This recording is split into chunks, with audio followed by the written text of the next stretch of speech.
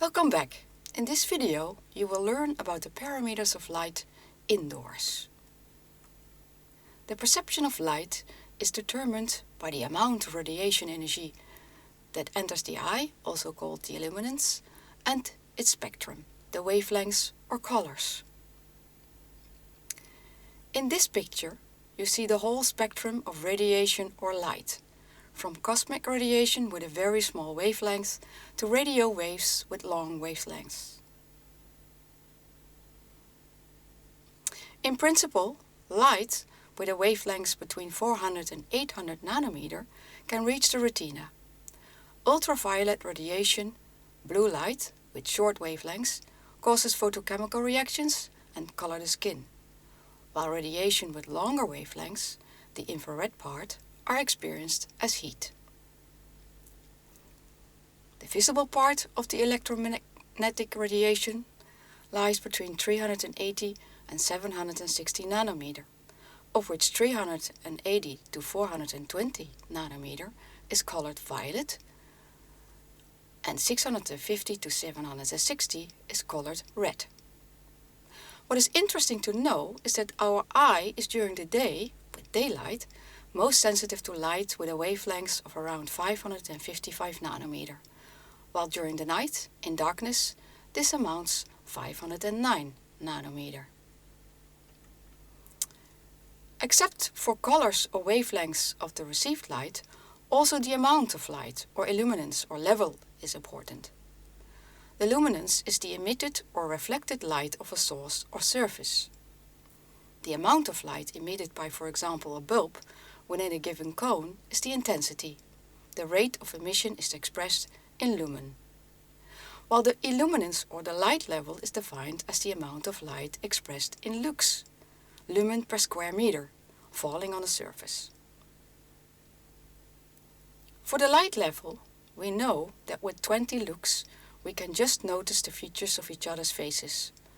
200 lux is the minimum recommended level for a continuously occupied space, while 500 lux should be sufficient to perform office work. But these are values for people with normal functioning eyes. And then also contrast is important for an optimal visual quality. We know two types of contrast: spatial contrast and temporal contrast. Spatial contrast is the luminance or color difference between areas that are seen at the same time, that is, simultaneously present in the vision field. Temporal contrast tells us something on the frequency, speed of change over time, of the change of luminance or color over time. Flickering of light can, for example, be very annoying and even lead to headache. Luminance differences are required to perform a certain task. However, if the differences in luminance are too big, those can become annoying. For example, when a person is standing with her back to a window, her face is difficult to distinguish due to the large luminance ratio. Even blinding can occur. And then light direction is also important.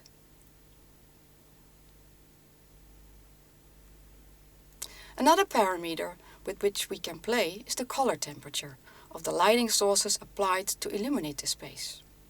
A candle has, for example, a color temperature of circa 1700 Kelvin, that is called warm light. A LED light can vary from 2700 Kelvin to 5000 Kelvin, while the light from blue sky has a temperature of up to 26,000 Kelvin.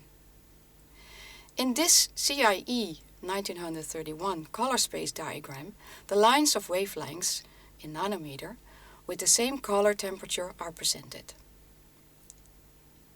Because our three types of color sensors, the cones, respond to different ranges of wavelengths, this three-dimensional chromaticity diagram was developed to specify colors in practice, with the luminance or brightness on the y-axis.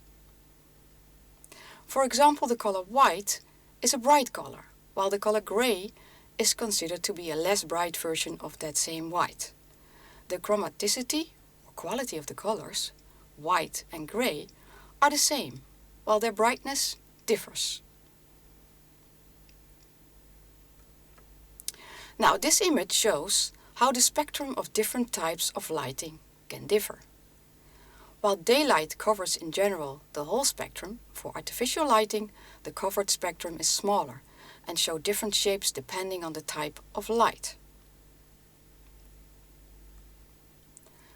Daylight varies both in its color temperature and intensity during the day, influencing our biorhythm, while artificial lights usually have one color temperature, although there are LED lighting systems with which the color temperature can be changed nowadays.